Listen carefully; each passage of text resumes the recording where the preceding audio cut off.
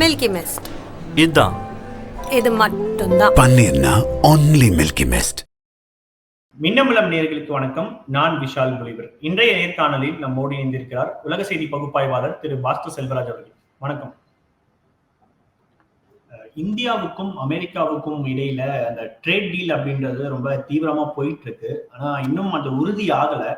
குறிப்பா சொல்ல போனோம்னா, ட்ரம்ப் அவர்கள் பதவியேற்றதுக்கு அப்புறமா இந்தியா மீது சொல்ல ஒரு முக்கியமான குற்றச்சாட்டு என்னன்னா, இந்த ட்ரேட் டெபிசிட் அப்படின்றது ரொம்ப அதிகமா இருக்கு அப்படின்றத சொல்லியிருந்தாரு. குறிப்பாக இந்த ட்ரேட் டீலினுடைய ஒரு நோக்கமா அவங்க என்ன வச்சிருக்காங்கன்னா, 2030க்குள்ள $50 பில்லியன் இந்தியாவுக்கும் அமெரிக்காவுக்கும் இடையில அந்த வர்த்தகம் நடைபெறணும் அப்படின்னு சொல்லி. ஸோ குறிப்பாக இந்தியாவுக்கும் அமெரிக்காவுக்கும் நடக்கக்கூடிய இந்த ட்ரேட் டீலை நம்ம எப்படி புரிஞ்சுக்கிறது, இரண்டு நாடுகளுக்கும் இடையிலான இந்த வர்த்தக ஒப்பந்தம் அப்படின்றது எந்த அளவுக்கு ஒரு முக்கியத்துவம் வாய்ந்தது, அதோடைய பின்னணியை கொஞ்சம் சொல்லுங்க. முதல்ல இந்த வணிகம், அதாவது இந்தியாவுடைய 2 நாடுகளுக்கு இடையிலான வணிகம் அப்படின்னு சொல்லி நீங்க பாத்தீங்க. அதுக்கு பின்னாடி வர்றதா மற்ற கேள்விகள். ஏன் 2 நாடுகளுக்கான வணிகத்தை கூட்டணும், ஏன் இப்படியான ஒரு ஒப்பந்தங்கள் நடைபெறுது அப்படின்னு சொல்லி நம்ம புரிஞ்சுக்கணும். அப்போ பொதுவா ஒரு நாடு இருக்குது அப்படின்னா, இன்னொரு நாட்டுக்கிட்ட ஒரு ஒப்பந்தம் செய்யுது அப்படின்னா எதுக்காக செய்வாங்க? பொதுவா அங்க இவங்களுக்கு தேவையான பொருள் அவங்க வாங்குறது, அவங்களுக்கு தேவையான பொருள் நம்ம கொடுக்கறது அப்படின்றதுதான் பொதுவான புரிதல். ஆனா நம்மளுடைய தேவை என்ன? ஏதாவது குறிப்பா ஒரு தேவை இருக்குங்கல்ல, நிறைய நமக்கு தேவை இருக்கு. அப்ப எந்த தேவையிலிருந்து இது நம்ம இந்த மாதிரியான ஒரு அமெரிக்காட்ட நம்ம ஒரு ஒப்பந்தம் போடுறோம்? ஏன் நம்ம அவங்க கிட்ட போய் நம்ம பேச்சுவார்த்தை நடத்துறோம்? இல்ல எனக்கு வேண்டாம்னு சொல்லி விலகி வந்துடலாம் இல்லையா? ஆனா தொடர்ந்து நம்ம பேச்சுவார்த்தை நடத்துறோம். ஆனா அது ஒரு பெரிய உரசல் புள்ளியாவே நமக்கு இந்திய அமெரிக்க உறவுல இருந்துகிட்டு இருக்கு. அப்படி இந்த புரிஞ்சுக்கணும் அப்படின்னா, முதல் நம்மளுடைய தேவை என்ன அப்படின்னு சொல்லி புரிஞ்சுக்கணும். அப்போ அதுக்கு கொஞ்சம் குறைஞ்சபட்சம் நம்ம ஒரு நூற்றாண்டு இந்திய வரலாறு கொஞ்சம் வணிக வரலாறு கொஞ்சம் திருப்பி பார்க்கணும். நம்ம இங்கிலாந்து ஆதிக்கத்துல இருந்தது அப்படின்றதுக்கு யாருக்கும் சொல்லி புரிய பெருசா அது விளக்க தேவையில்லை. ஆனா அப்ப என்ன நடந்துச்சு நம்மளுடைய இந்த உற்பத்தி சார்ந்து எப்படி நம்மளுடைய மாற்றம் இந்த ஒரு நூற்றாண்டு நடந்ததுன்னு ஒரு சுருக்கமா சொல்லணும் அப்படின்னா, அன்னைக்கு அதாவது உலக உற்பத்தியை பொறுத்த அளவுக்கு 3 முக்கியமான விஷயத்த சொல்றாங்க. முக்கியமான ஒரு ரெவல்யூஷன், அதாவது ஒரு புரட்சிகர மாற்றங்கள் அப்படின்னு சொல்லி ஒரு 3 விஷயத்த சொல்றாங்க. ஒண்ணு நீராவி என்ஜினுடைய கண்டுபிடிப்பு. அந்த நீராவி என்ஜினில் இயங்கக்கூடிய இயந்திரங்கள், அதாவது வாகனங்கள், எந்திரங்கள், இந்த மாதிரியான ஒரு விஷயங்கள்ன்றது முக்கியமான முதல் கண்டுபிடிப்பா சொல்றாங்க. 2வது மின்சாரம் கண்டுபிடிப்பு, மின்சாரம் சார்ந்த இயக்கம், இயந்திர தொழில்நுட்பம் அப்படின்றது 2வது மிகப்பெரிய ஒரு கண்டுபிடிப்பான்னு சொல்றாங்க. 3வது என்ன சொல்றாங்கன்னா தகவல் தொழில்நுட்ப புரட்சி. இது 3வது. 3 முக்கியமான விஷயத்த சொல்றாங்க.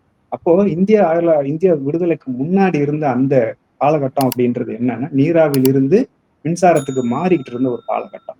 அப்போ அதுல முக்கியமான ஒரு விஷயம் என்ன அப்படின்னா, இந்த மாதிரியான இயந்திரங்கள் செய்யணும்னாலும் சரி, ஒரு வண்டி செய்யணும்னாலும் சரிதான், உங்களுக்கு முக்கியமான தேவை என்னன்னா துரு பிடிக்காத இரும்புன்றது ஒரு முக்கியமான விஷயம். அதை கண்டறிஞ்சது யாரு அப்படின்னா இங்கிலாந்து தான். அப்போ இப்ப இருக்கிற அமெரிக்கா மாதிரி அப்ப இருந்த இங்கிலாந்து என்ன பண்ணுச்சு அப்படின்னா, மொத்த உற்பத்தியையும் இந்த மாதிரியான குறைவான தொழிலாளர்களை கொண்டு அதிக அதிக அதாவது குறைவான தொழிலாளர்கள் மட்டும் இல்ல, மலிவான மூலப்பொருள் கிடைக்கக்கூடிய இந்தியாவுக்கு அந்த தொழில்நுட்பம் அந்த உற்பத்தியை மாத்திட்டு அவங்க வெறுமனே விற்பனை செய்யக்கூடிய அதை வணிகத்தை கட்டுப்படுத்தக்கூடிய ஒரு வணிக மையமா இன்னைக்கு இருக்கிற அமெரிக்கா மாதிரி அன்னைக்கு இருந்த இங்கிலாந்து மாறிச்சு. அப்படி மாறும்பொழுது அந்த சந்தை போட்டியில இங்கிலாந்தோடைய கை ஓங்கி இருந்த கை ஒரு வீழ்ச்சியை சந்திக்குது. அப்ப வீழ்ச்சியை சந்திக்கும் பொழுது அந்த தொழில்நுட்பத்தை இந்தியாவில் இருக்கக்கூடிய முதலாளிகளுடைய கட்டுப்பாட்டுக்குள்ள வருது. அப்ப அதன் பிறகு இவங்களுடைய வலு கூடும் பொழுது அந்த முக்கியமான ஒரு தொழில்நுட்பத்தை இந்திய முதலாளிகள், குறிப்பா சொன்னா டாடாவை சொல்லலாம், அந்த மாதிரியான ஒரு தொழில்நுட்பத்தை கை கொள்ளும் பொழுது அவங்க என்ன பண்றாங்க அப்படின்னா, எங்களுக்கான சுதந்திரம் வேணும்னு சொல்லி கேட்கிறாங்க.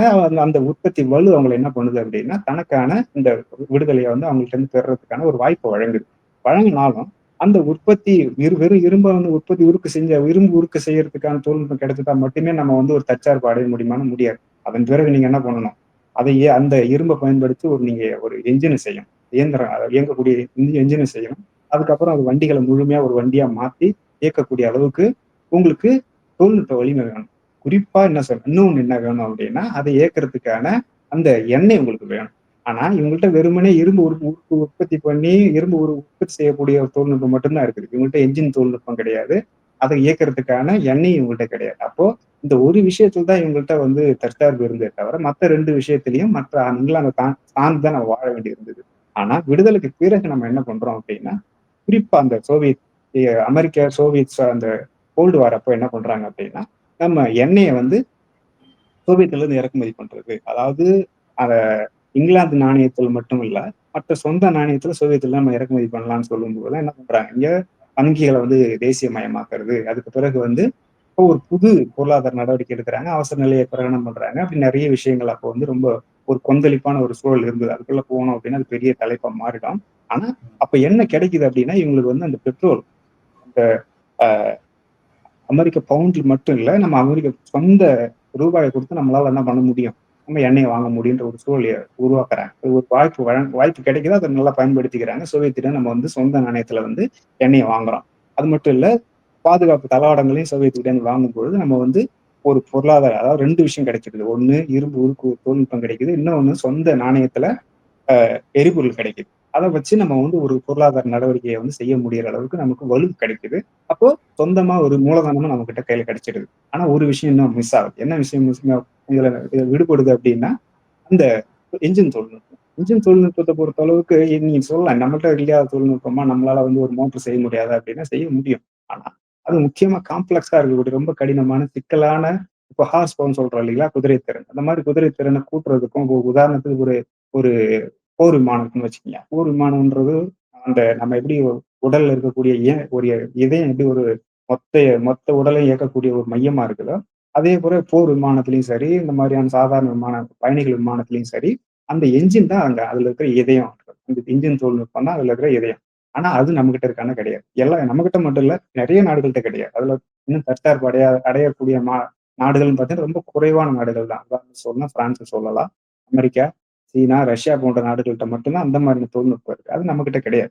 அப்படி இருக்காதும்போது அந்த மாதிரியான ஒரு என்ஜின் தொழில்நுட்பம், அதாவது வண்டியில இயங்கக்கூடிய அந்த என்ஜின் தொழில்நுட்பம் அப்போ நம்ம இந்திய முதலாளிகிட்ட இருந்துச்சான்னா கிடையாது. அப்போ என்ன பண்றாங்க அப்படின்னா, அமெரிக்கா எதிர்த்தரப்புல பேசி அதுக்கான ஒரு ஒரு ஒரு ஒரு ஒப்பந்தங்களை முயற்சி செய்யறாங்க. மாருதி போன்ற நிறுவனங்களும் அப்பதான் உருவாகும். இப்போ உருவானதுக்கு பிறகு 90ல என்ன நடக்குது அப்படின்னா, சோவியத் யூனியன் உடைஞ்சு போகுது.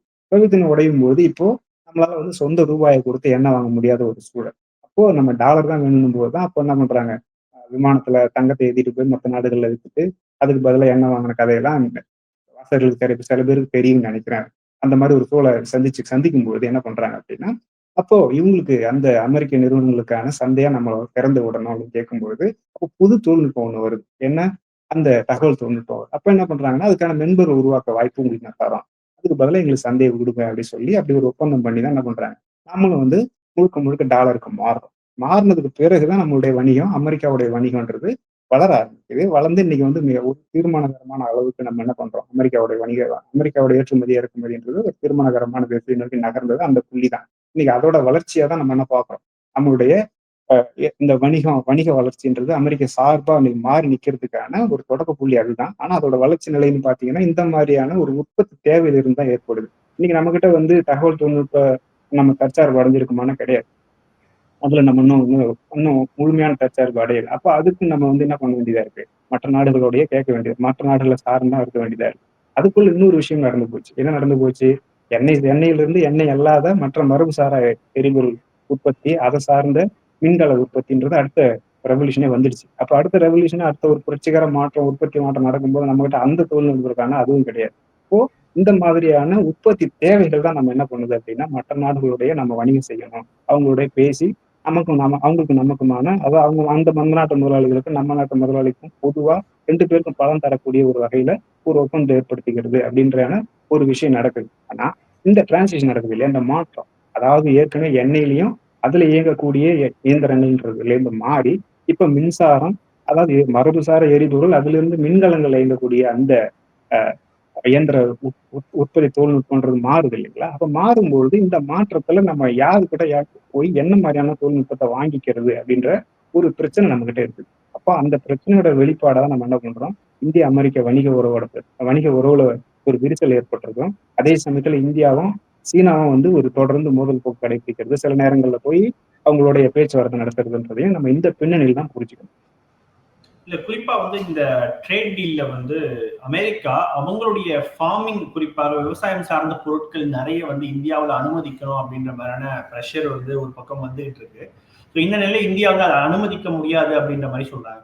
பொதுவா ஒரு ட்ரேட் டீல் அப்படின்னா வந்து 2 பேருக்குமே ஒரு நியாயம் நடக்கக்கூடிய ஒரு விஷயமா தான் இருக்கும். பட் இந்த ட்ரேட் டீல பொறுத்த வரைக்கும் அமெரிக்காவினுடைய கை அதிகமா ஓங்கி இருக்கோ அல்லது அமெரிக்கா தான் அதிகமா லாபம் அடைகிற மாதிரி இருக்கும் இந்த ட்ரேட் டீல் எல்லாம் பார்க்கும்போது. ஆஹ் இந்த இதுக்கு முன்னாடி இருந்த அமெரிக்க வெளியுறவு செயலர் வந்து என்ன பண்ணுவார், ஒரு ஒரு பேட்டியில சொல்லியிருந்தார். பேச்சுவார்த்தை நடத்தும் பொழுது நீங்க இந்த மேஜையில சமமா உட்காரல அப்படின்னா you are on the table அப்படின்னு சொல்லியிருந்தாரு. அப்படின்னா என்ன அர்த்தம்னா, நீ பேச்சுவார்த்தையில உனக்கு வலுவா எங்களோட உட்கார்ந்து பேசுற அளவுக்கு உனக்கு வலு இல்லை அப்படின்னா ஒன்ன மேஜையில வச்சு நாங்க சரிசமமா பகிர்ந்துப்போம் அப்படின்றதுதான் அவர் அப்படி சொல்லியிருந்தார். இது வரைக்கும் அந்த மாதிரி ஒரு அலுவல் சார் மொழியை யாரும் பயன்படுத்தினதா தெரியல. ஆனா இவர் தான் முதல்ல பயன்படுத்தினார். அப்போ இந்த மாதிரியான பேச்சுவார்த்தைகள்ல வந்து நீங்க அங்க ஒரு சமமா உட்காரணும் அப்படின்னா உங்கள்ட்ட இருக்கிற வலு என்ன, இந்த பொருளாதார வலு என்ன, உற்பத்தி வலு என்ன, சந்தை வலு என்ன அப்படின்றதுதான் முடிவு செய்யக்கூடிய விஷயமா இருக்கும். அங்க அங்க வந்து இந்த மாதிரி நியாயம் அப்படின்றதெல்லாம் கிடையாது. உங்களுடைய பலம் என்ன, உங்களுடைய பலகீனம் என்ன அப்படின்றதும் தீர்மானகரமானதா இருக்கும். அப்போ இந்தியா அமெரிக்காவோட பேச்சுவார்த்தை நடத்தி தனக்கு சாதகமான விஷயத்தை பெறணும் அப்படின்னா இந்தியாவுக்கு இருக்கிற முக்கியமான விஷயம் சந்தை அப்படின்ற ஒரு மிகப்பெரிய விஷயம். அப்போ அதே சமயத்துல அமெரிக்காவுடைய பலகீனம் என்ன அப்படின்னா இதுக்கு முன்னாடி இருந்த தொழில்நுட்பம் அவங்கள்ட்ட இருந்தது. அப்போ அவங்க என்ன பண்ணாங்க அப்படின்னா அந்த தொழில்நுட்பம் சார்ந்த அந்த மூலதன பொருள்னு சொல்லுவாங்க, அதாவது கேபிட்டல் குட்ஸ்ன்னு சொல்லுவாங்க. அவங்க பொதுவா அந்த மாதிரியான கேபிட்டல் குட்ஸை தான் வந்து மூலதன ஆஹ் பொருட்களை தான் வந்து ஏற்றுமதி செஞ்சுட்டு இருந்தாங்க. ஏன்னா அவங்க அப்போ மூலதன பொருட்கள்ல வந்து அவங்க சொல்றதுதான் விலை, அவங்கள்ட்ட மட்டும்தான் இருக்குது அப்படின்னா அவங்க சொல்றதுதான் விலை. இப்படி இருக்கும்போது அவங்க மற்ற சின்ன சின்ன பொருள்களை வந்து உலக நாடுகளுக்கு ஏற்றுமதி செஞ்சு அதன் மூலமா தன்னுடைய வருமானத்தை கூட்டணும் அப்படின்ற அவசியம் கிடையாது. ஒரு அதான் ஒரு ஒரு உதாரணத்துக்கு சொல்லணும் அப்படின்னா ஒரு இன்ஜின் என்னோட ஒரு இன்ஜின், அதாவது விமான எரிபொருள் இன்ஜின் நீங்க வந்து வாங்கணும் அப்படின்னா இத்தனை மில்லியன் அப்படின்னு சொல்லி அவங்க சொல்லிடுவாங்க. அதே சமயத்தில் நம்ம போய் ஒரு அரிசியோ ஒரு பாஸ்மதி அரிசி நான் விற்கிறேன், அப்படி இல்லைன்னா நான் வந்து ஒரு துணியை விற்கிறேன் அப்படின்னா எவ்வளவு விற்க முடியும் நம்மளால? மிஞ்சி போனா வந்து சில டாலர்கள் தான் விற்க முடியும். அப்படி இருக்கும்போது அந்த ஏற்றத்தாழ்வு இருக்கும். அப்ப ஏற்றத்தாழ்வு இருக்கும்போது அவங்க ஒரு பொருள் சேர்ந்து அவங்களுக்கு தேவையான பல பொருளை வாங்கிக்க முடியுன்ற ஒரு சூழல் முன்னாடி இருந்தது. ஆனா இப்ப என்ன நடக்குது அப்படின்னா இப்ப கொஞ்ச நேரத்துக்கு முன்னாடி சொன்ன ஒரு உற்பத்தி ஒரு ஒரு ஒரு உற்பத்தி மாற்றம் நடந்துகிட்டு இருக்கு. அந்த மாற்றத்துல வந்து என்ன அப்படின்னா அவங்கள்ட்ட இருந்து ஏற்றுமதி செஞ்சு நமக்கு கொடுக்கறதுக்கான தேவை இருக்கிற பொருள்ன்றது முக்கியமான விஷயம் அப்படின்னா செல்லுகளும் இந்த தகவல் தொழில்நுட்பம் சார்ந்த மென்பொருள்கள், அது சார்ந்த அந்த இணையதள வணிகம் சொல்லக்கூடிய அந்த பிளாட்ஃபார்ம் வச்சு இப்போ ஜியோ அமேசான் போன்ற நிறுவனங்கள் இயங்கக்கூடிய அந்த பிளாட்ஃபார்ம் இருக்கு இல்லையா, கம்ப்யூட்டிங் அப்படின்றது முக்கியமான ஒரு விஷயம். அந்த அந்த மாதிரியான மென்பொருட்களை வந்து வழங்கக்கூடிய ஒரு இடத்துல அமெரிக்கா இருக்குது. அதுக்கான வலுவான ஒரு அடித்தளத்தை கொண்டு இருக்கு. அது அந்த மாதிரியான விஷயங்கள் நம்ம வேணும் அப்படின்னா அவங்கள்ட்ட தான் வாங்கணும். அப்படி இல்லைன்னா நம்ம சீனாட்ட போனா அது பல பிரச்சனைகள் உண்டு அவங்களுக்கு. அதனால இந்தியர்கள் வந்து அங்க போக விரும்பல. அதுக்கு ஒரு பாலிடிக்ஸ் இருக்கு, அதுக்குள்ள போக வேண்டாம் நம்ம. ஆனா நமக்கு அவங்கள்ட்ட ஒரு தேவை இருக்கு. அப்படி தேவை இருக்கும்போது அதுக்கு பதிலா இப்ப இதுக்கு முன்னாடி நம்ம என்ன கொடுத்துக்கிட்டு இருந்தோம் அப்படின்னா இந்த மாதிரி துணி, தோல் பொருள்கள், என்ஜினியரிங் குட்ஸ்ன்னு சொல்லக்கூடிய பொறியியலாக்க பொருட்கள், இந்த மாதிரியான பல விஷயங்களை அவங்களுக்கு ஏற்றுமதி செஞ்சுக்கிட்டு இருந்தோம். ஆனா அப்படி செய்யும்போது எல்லாத்தையும் டாலர்ல கொடுத்து டாலர்ல வாங்கிட்டு இருந்தோம். அது பிரச்சனை இல்லாம இருந்தது. ஆனா இந்த உக்ரைன் போருக்கு பிறகு என்ன நடந்திருக்கு அப்படின்னா நம்ம என்ன பண்றோம், டாலர்ல மட்டும் கொடுத்து வாங்கிட்டு இருக்கல, டாலர் அல்லாத ரூபாயிலையும் அதாவது மற்ற நாணயத்திலையும் என்ன பண்றது, எண்ணெயை வாங்கி அதை சுத்திகரித்து வெளிநாடுகள் ஏற்றுமதி செய்யறோம். அப்போ இந்த இந்த மாற்றத்தில் நடக்கும்போது என்ன நடக்குது அப்படின்னா அந்த மதிப்பு சார்ந்த டாலரோட மதிப்புன்றது வந்து எண்ணெய் சார்ந்த ஒரு விஷயம். அப்ப நீங்க எண்ணெயை வந்து வேற நாணயத்துல வாங்கிட்டு விற்கும்போது டாலர்ல விற்கும்போது உங்களுடைய அந்த வேறுபாடு, அதாவது நீங்க அவங்க என்ன கொடுத்தாங்க, அவங்க என்ன எடுத்து இங்கேருந்து வாங்கினாங்கன்றதுக்கான வேறுபாடு ஏற்படும். அந்த வேறுபாடு என்ன நடக்குதுன்னா நம்ம ஊர்ல இந்த டாலர் கையிருப்பா வந்து உயர்ந்துகிட்டு இருக்கு. அது அவங்களுக்கு வந்து இந்த மாதிரி டாலர் அக்குமுலேஷன்றது அவங்களுக்கு பிரச்சனையா இருக்கு. அதை சரி செய்யணும் அப்படிங்கும் போது அவங்க என்ன பண்றாங்கன்னா ஒரு விஷயம் என்ன சொல்றாங்க, நீங்க வந்து எண்ணெயை வந்து நீங்க டாலர்ல தான் வாங்கணும்னு ஒரு விஷயம் சொல்றாங்க. இன்னொன்னு என்னன்னா இப்போ நீங்க மென்பொருளை உற்பத்தி செஞ்சு எங்களுக்கு ஏற்றுமதி செய்யறீங்க. அந்த ஏற்றுமதி செய்யும் போது நிறைய நீங்க லாபம் ஈட்டுறீங்க. ஆனா எங்கள்கிட்ட இருந்து வாங்குற பொருள் வந்து ரொம்ப குறைவா இருக்குது. அப்ப என்ன சொன்ன முன்னாடி வந்து ஒரு என்ஜின் கொடுத்தாங்கன்னா ஒரு பில்லியன்ல வந்து நமக்கு கொடுத்து அவங்க என்ன பண்ண முடியும், பல பொருட்களை வாங்க முடியும் அப்படின்னு சொல்றாங்க. அப்ப நம்ம கிட்ட இருந்து அவங்களுக்கு விலை மதிப்பு மிக்க ஒரு பொருள் நம்ம ஏற்றுமதி செய்யறோம் அப்படின்னா அது மென்பொருள்கள். அந்த மென்பொருள் ஏற்றுமதின்றது இங்க குறிப்பிடத்தக்க அளவுக்கா இருக்கு. அது நம்மளுடைய சந்தை, அதாவது அமெரிக்க சார்புன்றது 50 விழுக்காடு. மென்பொருள் ஏற்றுமதி வந்து 50 விழுக்காடு நம்ம அமெரிக்காவுக்கு மட்டும்தான் ஏற்றுமதி செய்யறோம். மற்றதான் மற்ற நாடுகளுக்கு ஏற்றுமதி செய்யறோம். அப்படி இருக்கும்போது அது வந்து விலை மதிப்பு மிக்கதா இருக்குது. அதனால நீங்க என்ன பண்றீங்க, எங்கள்ட்ட இருந்து நிறைய லாபம் அடையிறீங்க. பதில என்ன எங்களை வாங்க வைக்கிறது அப்படின்னா அவங்கள்ட்ட எதுவுமே இல்லை. இப்போ அதான் உண்மை. எதுவுமே இல்லைன்னா என்ன அர்த்தம் அப்படின்னா புதிய உற்பத்திக்கு தேவையான தொழில்நுட்பங்களோ மூலதன பொருள்களோ அவங்கள்ட்ட இல்லை. அதுக்கு பதிலாக என்ன சொல்றாங்க அப்படின்னா எங்ககிட்ட என்னென்ன இருக்குது, எண்ணெய் இருக்கு அதை வாங்குங்க, எரிபொருள் இருக்கு, எரிவாயு இருக்குங்க அதை வாங்குங்க. அப்படின்னா வேற இந்த மாதிரி சோயா, இந்த மாதிரியான பொருள்களை வந்து உங்க ஊர்ல பால் பொருட்களை வந்து உங்க ஊருக்கு நீங்க அனுமதிங்க, அது போதுமான அளவுக்கு எங்கள்கிட்ட உற்பத்தி திறன் இருக்கு, அதை வாங்குங்க அப்படின்னு சொல்லி நம்மளை வந்து ரொம்ப நெருக்கடி கொடுக்குறாங்க. அந்த நெருக்கடியை தான் நம்ம என்ன பண்றோம், இந்த பேச்சுவார்த்தைகள் நம்ம பார்த்துட்டு இருக்கோம். இங்க ஒரு கேள்வி என்னன்னா, இந்த ட்ரேட் டெபிசிட் அப்படின்றது வந்து ரொம்ப இம்பார்ட்டன்டான ஒரு விஷயமா. ஏன்னா இந்தியாவினுடைய பொருளாதாரத்தை விட அமெரிக்காவினுடைய பொருளாதாரம்ன்றது ரொம்ப பெருசா இருக்கு. ஸோ அமெரிக்கா வந்து இந்தியாவுடனான அந்த ட்ரேட் டெபிசிட்டுக்கு அந்த அளவுக்கு கவலைப்பட வேண்டியதா இருக்கா? ஏன்னா சமீபத்துல கூட நீங்க வந்து எல்பிஜி கேஸை வந்து நீங்க இறக்குமதி பண்ணிக்கோங்க அப்படின்னு சொல்லிட்டு இந்தியா கிட்ட அவங்க ப்ரெஷர் போட்டிருந்தாங்க. அதுக்கேற்ற மாதிரி இந்தியாவும் வந்து அமெரிக்கா கிட்ட இருந்து இந்த ட்ரேட் டெபிசிட்டை வந்து குறைக்கிறதுக்கு எல்பிஜி கேஸை வந்து இறக்குமதி பண்றாங்க. ஸோ அமெரிக்காவுக்குமே அது பெரிய ஒரு இதுவா பேர்டனா இருக்கா இந்த ட்ரேட் டெபிசிட் அப்படின்றது? பேர்டனா இருக்கான்றத விட அவங்களுக்கு இப்படி ஒரு தேவை இருக்கு. அவங்களுடைய இப்போ இதுக்கு இது இனிமேலும் என்ன பண்ண முடியாது அப்படின்னா, அவங்க இந்த மாதிரியான மூலதன பொருட்களை மட்டுமே ஏற்றுமதி செஞ்சோ, இல்ல வந்து மூலதனம், அதாவது டாலர் மூலதனம், நமக்கு எந்த ஒரு பரிவர்த்தனை செய்யணும்னா நமக்கு டாலர் வேணும். இல்ல எந்த ஒரு பொருளை உற்பத்தி செய்யணும்னா ஒரு செய்யணும்னா நமக்கு மூலதன பொருள், நம்ம கொஞ்ச நேரத்துக்கு முன்னாடி சொன்ன மாதிரி இன்ஜின் போன்ற அந்த மென்பொருள் போன்ற பல மூலதன பொருட்கள் வேணும், சில்லுகள் வேணும். அதை நம்ம அவங்கள்ட்ட இருந்து வாங்கணும் அப்படின்ற ஒரு தேவை இருக்குது. அந்த மாதிரியான ஒரு விஷயம் இருக்கு. இது வரைக்கும் அவங்க என்ன பண்ணாங்க அப்படின்னா, இந்த மாதிரியான மூலதன பொருட்களையும் மூலதனத்தை ஏற்றுமதி செஞ்சு அவங்களுக்கு தேவையான வருமானத்தை ஈட்ட முடிஞ்சுது அது இது வரைக்கும். ஆனா இப்ப அப்படி ஒரு சூழல் இருக்கான்னா இல்லை. ஏன் அப்படின்னா உலக அளவுல வந்து அவங்கள்ட்ட இருக்கிற அந்த மூலதன பொருள்களுக்கான மாற்று உற்பத்தியாளர் உருவாயிட்டாங்க. அப்போ அவங்க கிட்ட போய் நம்ம டாலரை கொடுத்து தான் வாங்கணும் அப்படின்ற ஒரு நிலை மாறிடுச்சு. இன்னொன்னு என்ன அப்படின்னா, மொத்த உற்பத்தியும் விட்டுட்டு அவங்க என்ன பண்றாங்கன்னா, முழுக்க முழுக்க மூலதன ஏற்றுமதி, அதாவது டாலரு பங்கு சந்தையில வந்து டாலரை எங்களுக்கு அனுமதிக்கணும், முதலீட்டுக்கு அனுமதிக்கணும்னு சொல்லி தொடர்ந்து நமக்கு வந்து அழுத்தம் கொடுத்துட்டே இருப்பாங்க. அதுக்கு நம்ம பார்த்தோம்னா தெரியும். அதனால வந்து எங்க சந்தையை திறந்து விடுங்க, எங்களுக்கு மூலதனத்துக்கு முன்னாடியே பாத்தீங்கன்னா 50 விழுக்காடு திறந்து விட்டேன். இப்போ வந்து எந்த ஒரு துறையிலும் நீங்க வந்து 100 விழுக்காடு முதலீடு அனுமதிக்கிறோம் அப்படின்னு சொல்லி நம்ம இந்திய அரசு கூட சொல்ல ஆரம்பிச்சிருக்கு, ஒன்றிய அரசு சொல்ல ஆரம்பிச்சிருக்கு. அதுக்கு என்ன அர்த்தம் அப்படின்னா, இந்த மாதிரியான துறைகள்ல முதலீடு செஞ்சு அதன் மூலமா வரக்கூடிய லாபத்தை அடையிறது அப்படின்றது அவங்களுடைய நோக்கமா இருந்துகிட்டு இருந்தது. ஆனா இப்ப என்ன நடக்குது அப்படின்னா, ஒண்ணு அவங்கள்ட்ட மூலதன பொருள், புதிய உற்பத்தி தேவையான மூலதன பொருள் இல்லாம போயிடும். ரெண்டாவது, இந்த மூலதன பொருள், அதாவது மூலதன பொருள் இவங்க கிட்ட மட்டும் இல்ல, இன்னொரு ஆள்கிட்ட இருக்கும் பொழுது மாற்று நாணயங்களையும் வாங்க முடியுன்ற ஒரு சூழல் ஏற்படுத்திருக்கு. அப்ப ஏற்படும் போது அவங்களுக்கு வந்து உலகளாவிய அளவுல ஒரு அழுத்தம் ஏற்படும். அவங்களுடைய கடன் கூட ஆரம்பிச்சிருக்கு. எல்லாருக்குமே தெரியும். 38 ட்ரில்லியனா அது அதிகரிச்சிருச்சு. அவங்களுடைய வருமானம் குறைய ஆரம்பிச்சிருச்சு. லாபமும் குறைய ஆரம்பிச்சிருச்சு. அந்த குறிப்பா சொல்லணும் அப்படின்னா, நாணய மதிப்பை தீர்மானிக்கக்கூடிய இடம், இது வரைக்கும் அவங்க நாணய மதிப்பை தீர்மானிக்கக்கூடிய இடத்துல இருந்தாங்க. ஆனா இப்ப என்ன நடக்குது அப்படின்னா, நாணய மதிப்பை தீர்மானிக்கக்கூடிய இடம் வந்து கேள்விக்குட்படுத்தப்பட்டிருக்கு.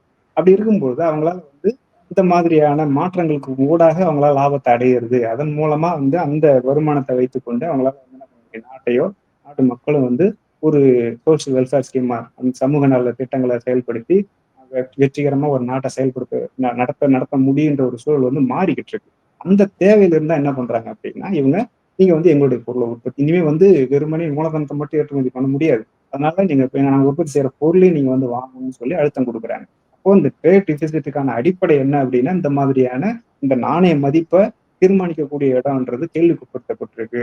அது மட்டும் இல்ல, அவங்களுடைய உற்பத்தி வலிமை, அதாவது ஒவ்வொரு இதுக்கு முன்னாடி இருந்த அந்த உற்பத்திக்கு தேவையான, அதாவது எண்ணெய் சார்ந்த உற்பத்திக்கு தேவையான மூலதன பொருட்களையும் தொழில்நுட்பங்களையும் ஏற்றுமதி செய்யறது அப்படின்றது கேள்விக்குட்படுத்தப்பட்டு அந்த உற்பத்தியே மாற்றத்துக்குள்ளாயிடுச்சு. அப்படி இருக்கும்பொழுது அந்த மாற்று உற்பத்திக்கான அந்த மூலதன பொருளோ இல்ல மூலதனமோ இவங்க கொடுக்க முடியுமான்னு கொடுக்க முடியாது. ஏன் ஒரு மூலதனத்தை இப்ப நான் அவங்கள்ட்ட வந்து இறக்குமதி பண்றோம் அப்படின்னா, அந்த மாதிரியான பொருளை வாங்குறதுக்காக தான் அவங்கள்ட்ட கடனாவோ இல்ல வேற ஏதாவது அப்படி இருக்கும்போது அதை அவங்களுடைய நாணயத்தை வாங்கி நம்ம என்ன செய்ய போறோம். அப்ப என்னன்னா, எந்த மாதிரியான பொருள் யார் வச்சிருக்காங்க, உதாரணத்துக்கு சீனாக்கிட்ட இருக்குது அப்படின்னா நம்ம சீன யுவானை தான் வாங்க முடியும்.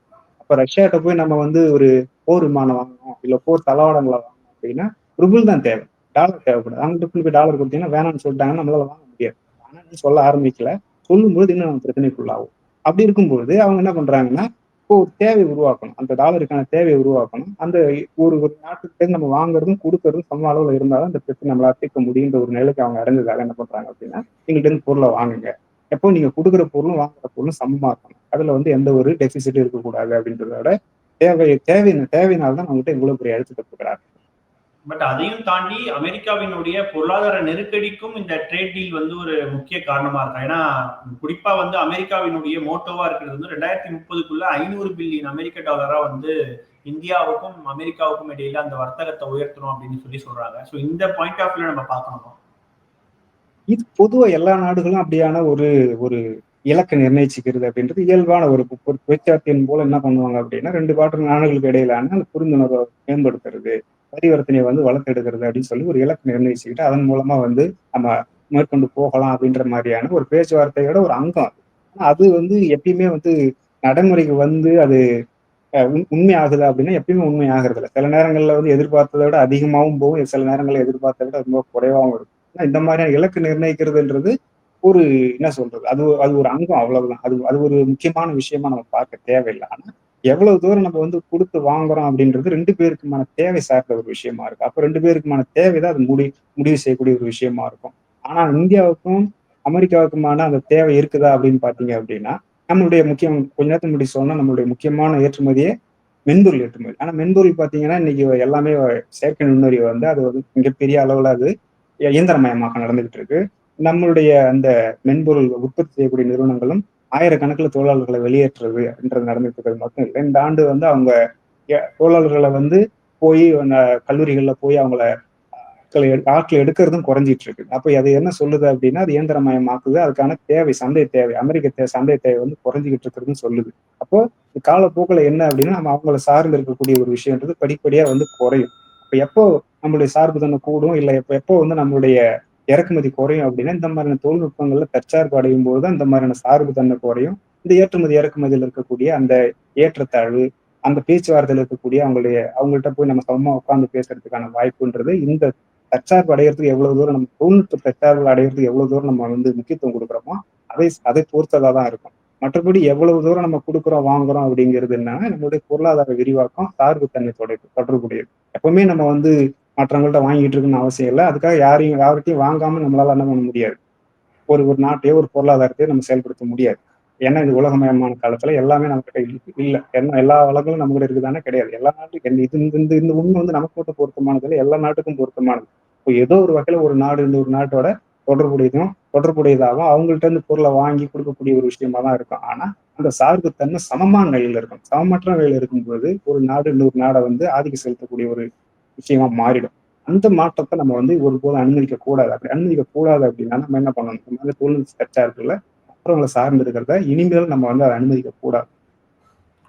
இறுதியா ஒரு கேள்வி நம்ம பார்த்தோம்னா, இப்போ இந்தியாவினுடைய சந்தை வந்து அமெரிக்காவுக்கு எந்த அளவுக்கு தேவையா இருக்கு, அமெரிக்காவினுடைய சந்தை இந்தியாவுக்கு எந்த அளவுக்கு தேவையா இருக்கு, அதே போல இந்த ட்ரேட் டீல்ஸ்ல வந்து இந்தியா வந்து ரொம்ப ஜாக்கிரதையா இருக்கக்கூடிய விஷயங்கள் என்ன? சார்புத்தன்மை அப்படின்னு இப்ப கிட்டத்தட்ட நம்ம பேசின விஷயங்கள்ல எதுல நம்ம சார்ந்து இருக்கோம், எதுல நம்ம வந்து தற்சார்பா இருக்கிறோம் அப்படின்றதுதான் அது இந்த கேள்விக்கான பதில். இப்ப ஏற்கனவே இதை நம்ம பேசிட்டோம். நம்ம வந்து தொழில்நுட்பத்துல எந்த ஒரு பெரும்பாலான தொழில்நுட்பத்துல எதுலையுமே நம்ம தற்சார்பு அடையலாம். அப்படி அடையாதும் பொழுது அமெரிக்காவோட நம்ம கிட்ட இருக்கிற அந்த சார்பு தன்மைன்றது என்னவா இருக்கும் அப்படின்னா, ஒண்ணு எண்ணெய். அந்த எண்ணெய் நம்ம கிட்ட கிடையாது. அப்போ அவங்க மற்ற நாடுகள்ல இருந்து இறக்குமதி செஞ்சுதான் ஆகணுன்ற ஒரு சூழல் எரிபொருள். அது இயற்கை எரிவாயு இருக்கலாம், இல்ல வந்து பெட்ரோலிய பொருளா இருக்கலாம். அந்த வகையில அவங்கள சார்ந்துதான் இருக்கிறோம். நம்மளை சார்ந்த அமெரிக்கா எதுல இருக்குது அப்படின்னு பாத்தீங்கன்னா, நம்மகிட்ட இருந்து இறக்குமதி செய்யக்கூடிய அந்த மொத்த இறக்குமதியில நம்மளுடைய சதவீத கணக்கு ரொம்ப குறைவு. ஆனா அவங்களுக்கு ஏற்றுமதி செய்யக்கூடிய நம்மளுடைய சதவீத கணக்கு பாத்தீங்கன்னா ரொம்ப அதிகம். அப்படி இருக்கும்போது நம்ம தான் அவங்கள சார்ந்து இருக்கிறோமே தவிர நம்ம அவங்கள சார்ந்து இல்லை. அதனாலதான் இந்த மாதிரியான பேச்சுவார்த்தையில அவங்க கை ஓங்கி இருக்கு, நம்மளுடைய கை குறைஞ்சிருக்கு. நிச்சயமா மின்னம்பலம் நேயர்களுக்காக பல்வேறு கேள்விகளுக்கு மிக ஆழமாகவும் பொறுமையாகவும் நீங்க விரிவாக சொன்னீங்க. நன்றி. நன்றி. மில்கி மிஸ்ட் இதுதான், இது மட்டும்தான். பன்னீர்னா only மில்கி மிஸ்ட். மின்னம்பலம்.com தமிழின் முதல் மொபைல் பத்திரிகை.